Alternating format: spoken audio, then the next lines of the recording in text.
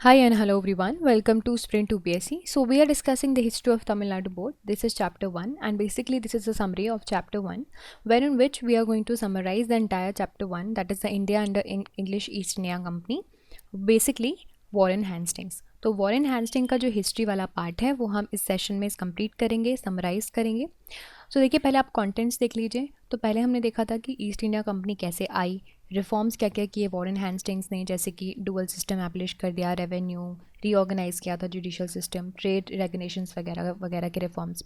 फिर regulating act 1773 इनके time पर आया था. एक्सपेंशनिस्ट पॉलिसी इनकी, Rohilla war, first Anglo Maratha war, second Anglo Mysore war.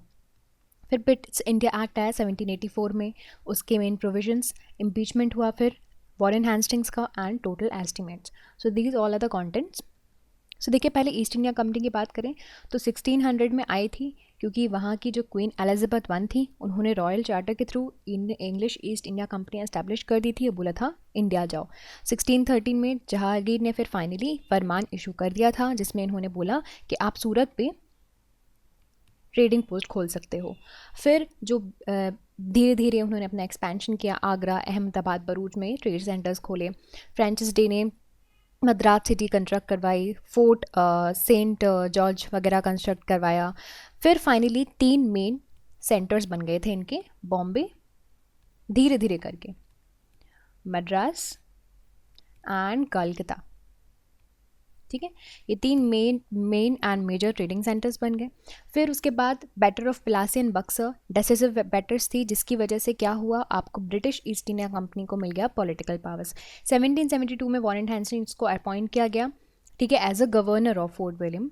फिर जो फाइनेंशियल पोजिशंस थी कंपनी की वर्स होती गई. कैसे डिवर्स होती गई, क्योंकि देखो क्या हो रहा था ना कि कंपनी में करप्शंस वगैरह आ रहे थे और बहुत सारे ऐसी चीज़ें हो रही थी. अब देखिए, पहले कंपनी का ट्रेडिंग का काम था, अब ये काम करने लगे थे पॉलिटिकल काम, रेवेन्यू कलेक्शन, राइट. अब रेवेन्यू कलेक्शन में प्रॉब्लम हो रही थी, फाइनेंशियल पोजीशन वीक होती जा रही थी, राइट. तो उस वजह से वॉरेन हैस्टिंग्स को लगा कि अब क्या करने की ज़रूरत है, अब ज़रूरत है कि आपके जो रिफॉर्म्स वगैरह लाने की ज़रूरत है.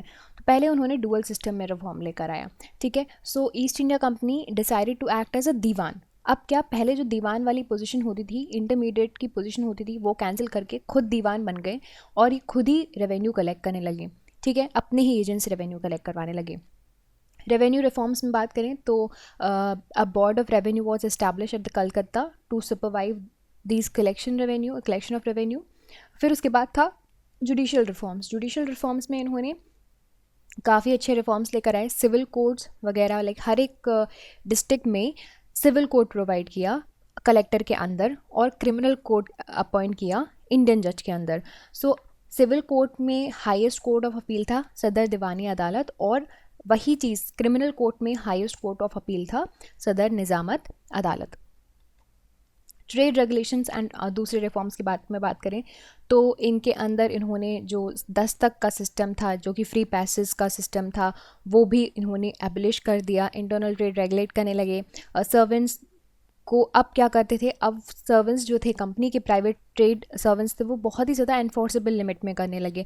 यानी कि अब जो प्राइवेट ट्रेड जिसकी वजह से करप्शन वगैरह हो रहा था, वो चीज़ें यहाँ से काउंटर हो जाएं.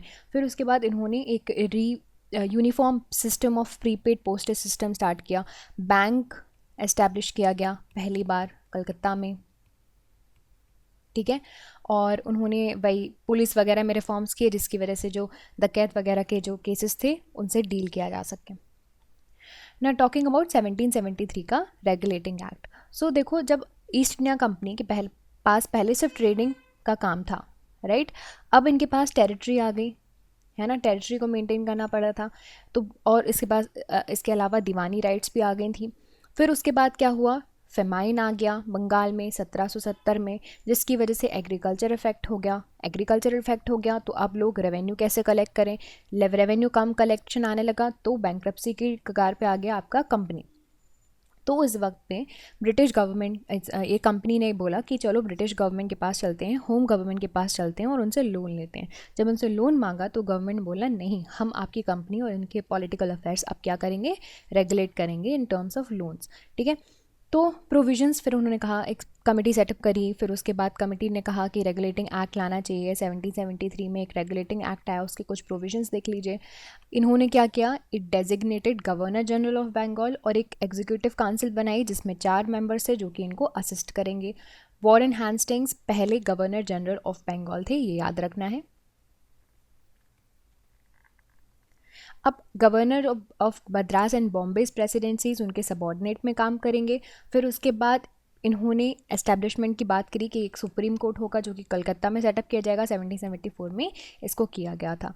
फिर उसके बाद it prohibited the servants of the company from engaging in any private trade or accepting presents of bribes from the natives so that the corruption वाला चीज़ है वो काउंटर हो पाए। Now talking about the merit and the demerits of the act, तो यहाँ पे अगर हम merit and demerit की बात करें तो पहले merit की बात करते हैं। पहली बात तो कंपनी के लिए क्या merit हुआ कि अब जो भी अफेयर्स थे कंपनी के वो अब सारे के सारे पार्लियामेंट के कंट्रोल में आ गए, यानी कि ब्रिटिश गवर्नमेंट के कंट्रोल में आ गए। इंग्लैंड का जो पूरा, जो आप देखोगे ना, अब क्या था ना, अब पार्लियामेंट का मेन कंसर्न क्या था कि जो इंडियन टेरिटरी उनकी है, अब इंडियन लोग उनके हैं, उनका वेलफेयर हो। फिर उसके बाद जो कंपनी का आर्बिट्री रूल था वो एंड हो गया। आपके फ्यूचर में कैसे गवर्नमेंट एनेक्ट करेंगे लोग, उसकी बात होने लगी। फिर the main defect of the act was the governor general was made powerless here, right. तो ये डिफेक्ट था, ऑल्दो ये सारी चीज़ें आपको नेक्स्ट एक्ट में काउंटर हो गई थी। Not talking about the expansionist policy of Warren Hastings. Hastings की एक्सपेंशनिस्ट पॉलिसी की बात करें तो पहली बात तो रोहिला वॉर, रोहिलखंड का रीजन था, स्मॉल किंगडम था जहाँ पे हाफिज़ रहमत खान रहते थे। तो पहले वहाँ पे उन्होंने एक्सपेंशनिस्ट पॉलिसी देखने मिली, हम ऑलरेडी डिटेल में पढ़ चुके हैं। फिर उसके बाद पहली एंग्लो मराठा वॉर हुई जो था that was a struggle of power between the Sawai Madhavrao and Raghunath Rao. तो ये पहली फर्स्ट एंग्लो मराठा वॉर थी and it begin with the treaty of Surat and ended with the treaty of Salbai. फिर सेकेंड एंग्लो मैसूर वॉर आया 1784 में। सो 1769 में जो ट्रीटी हुई थी इसके पहले हैदर अली के साथ, तो उसमें क्या हुआ ना, ब्रिटिशर्स ने अपने जो टर्म्स हैं वो ट्रीटी के ऑब्जर्व नहीं किए, जिसकी वजह से एक और वॉर ब्रोक आउट हो गया। इधर पे मराठा निज़ाम टुगेदर विद हैदर अली इन्होंने ब्रिटिशर्स के ख़िलाफ़ लड़ा।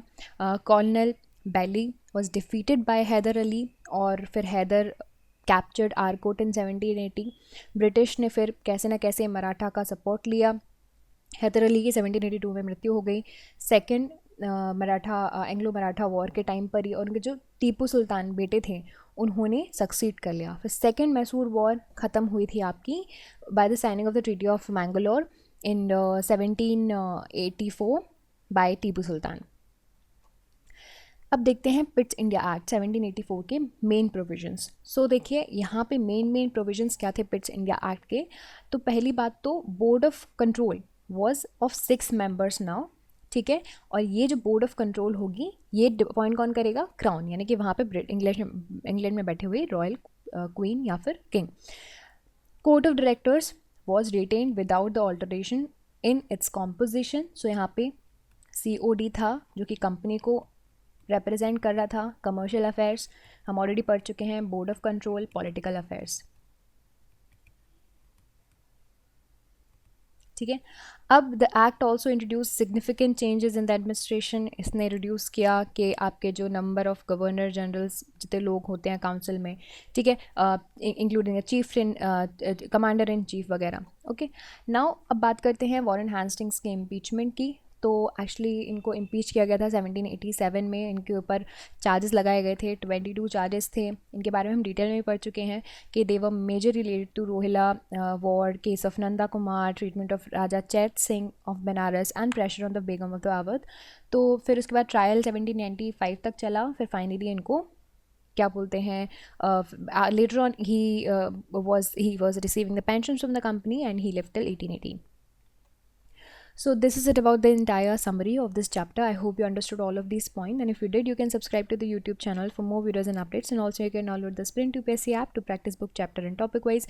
Remember candidates, just reading books and watching videos are not going to help you out unless you practice thoroughly. So identify your mistakes and work to improve your performance, and Sprint UPSC is the perfect app to do all of this. अगर आपको ये video पसंद आया हो तो हमारे YouTube channel को subscribe कीजिए और वीडियोज़ एंड अपडेट्स के लिए साथ ही साथ डाउनलोड कीजिए Sprint UPSC ऐप। यहाँ पर आप अपनी बुक्स चैप्टर एंड टॉपिक पर प्रैक्टिस कर सकते हैं। देखिए सिर्फ बुक पढ़ने से और वीडियोज़ देखने से मदद नहीं मिलेगी जब तक आप अच्छे से प्रैक्टिस नहीं करोगे। तो अपने मिस्टेक्स को जानिए एंड परफॉर्मेंस को इम्प्रूव कीजिए, और स्प्रिंट यूपीएससी इसके लिए परफेक्ट ऐप है। I will see you soon in the next video. Thank you very very much.